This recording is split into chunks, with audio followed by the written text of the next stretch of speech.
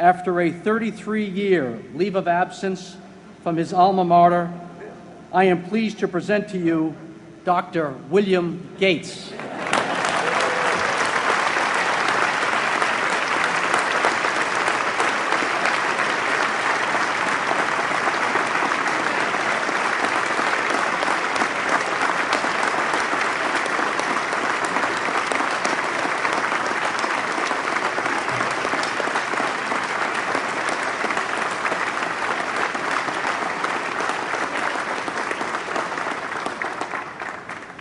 Thank you.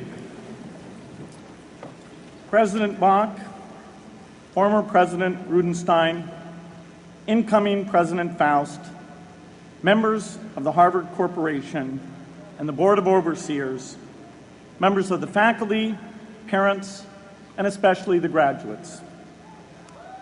I've been waiting more than 30 years to say this.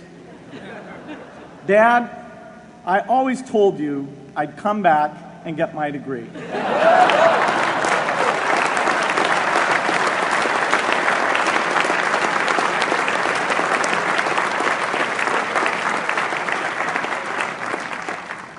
I want to thank Harvard for this honor.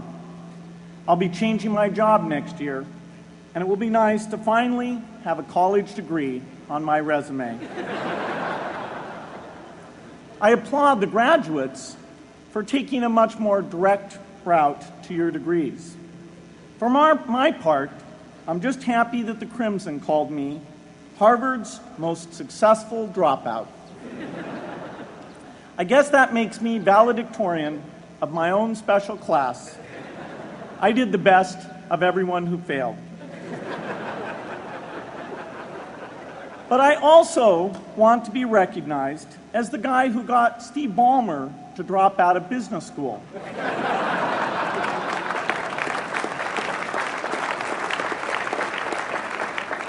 I'm a bad influence. That's why I was invited to speak at your graduation. If I'd spoken at your orientation, fewer of you might be here today.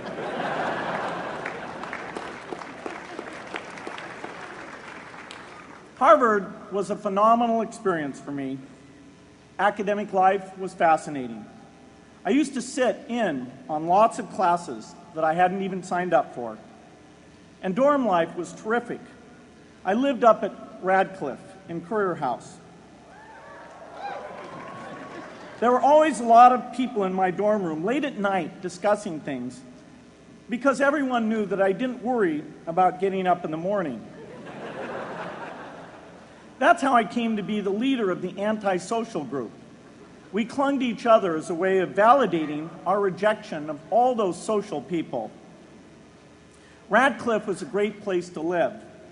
There were more women up there, and most of the guys were math science types. The combination offered me the best odds, if you know what I mean.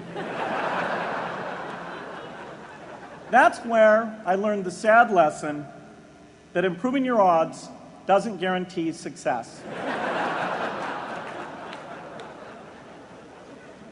One of my biggest memories of Harvard came in January 1975 when I made a call from Currier House to a company in Albuquerque, New Mexico that had begun making the world's first personal computer.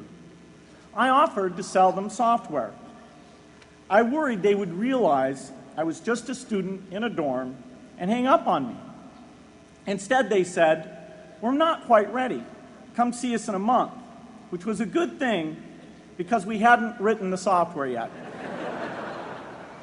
From that moment, I worked day and night on the extra credit project that marked the end of my college education and the beginning of a remarkable journey with Microsoft.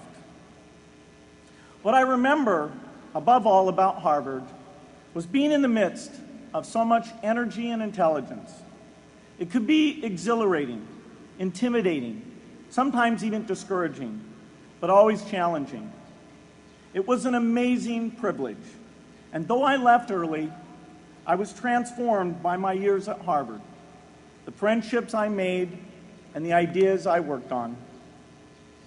But taking a serious look back, I do have one big regret. I left Harvard with no real awareness of the awful inequities in the world, the appalling disparities of health and wealth and opportunity that condemn millions of people to lives of despair. I learned a lot here at Harvard about new ideas in economics and politics. I got great exposure to the advances being made in the sciences. But humanity's greatest advances are not in its discoveries, but in how those discoveries are applied to reduce inequity.